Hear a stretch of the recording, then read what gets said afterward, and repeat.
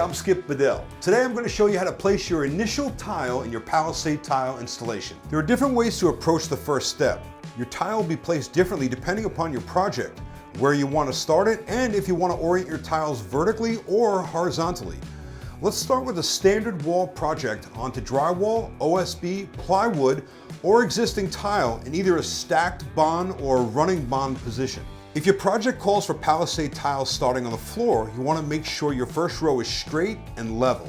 Before you get started with the installation of your first course, you want to make sure to trim off the bottom flange of all of the first course tiles so the tiles sit down flush to the surface. To install your first panel, begin with the bottom row and work from left to right due to the profile of the interlocking tongue and grooves. Make sure the first panel fits properly and is level. Then it's time for the adhesive.